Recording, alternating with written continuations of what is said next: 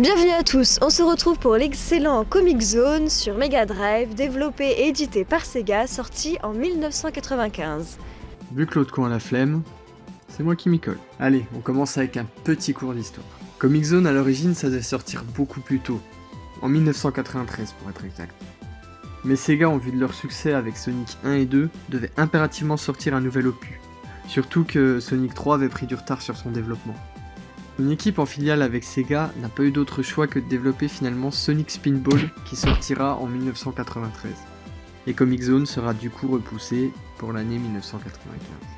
Donc déjà, rien qu'en allant dans le menu, le jeu t'en met plein la gueule, même dans les options. Et puis on voit le côté très soigné du décor aussi.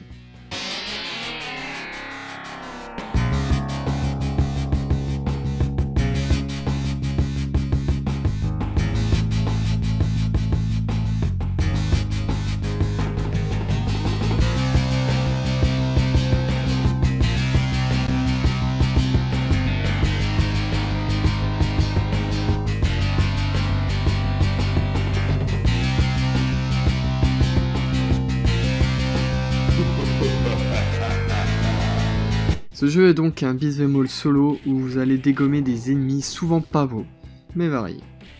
Surveillez très fermement votre énergie, car c'est votre seule vie. Qu'importe ce que vous tapez, vous subissez des dégâts, et quand votre énergie arrive à zéro, vous mourrez.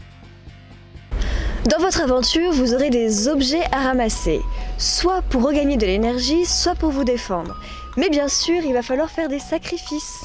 Et oui, il n'y a que seulement 3 emplacements, n'est-ce pas Jean-Michel ? Ouais. Abordons la grande base du jeu. Votre personnage va se déplacer de case en case puisqu'il atterrit dans sa propre BD. Et c'est à vous de prendre des bonnes décisions sur le chemin que vous allez emprunter. Certaines cases seront juste des énigmes pour vous faire réfléchir à comment aller à l'endroit suivant. Et si vous vous croyez bloqué, examinez les coins ou essayez de détruire certains éléments du décor qui contiennent la solution. Et vous progresserez ainsi plus rapidement sans avoir à perdre de l'énergie inutilement. Enfin bref, vous avez compris, un problème égale une solution. Si vous supprimez la solution, il y en a qui ont essayé, et ils ont eu des problèmes. Et vous allez le voir très vite dans le jeu, il ne fait pas de cadeau. Une seule erreur peut vous coûter la vie, et vous aurez tout à recommencer depuis le début. N'est-ce pas ?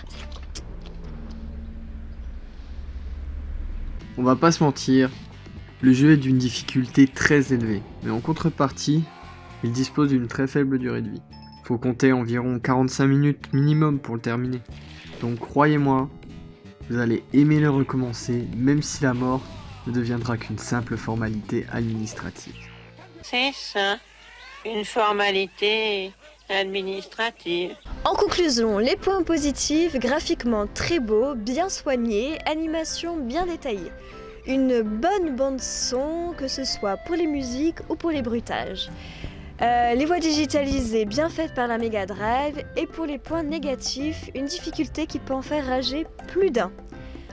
Une très faible durée de vie. Quelque chose à rajouter, Jean-Michel ?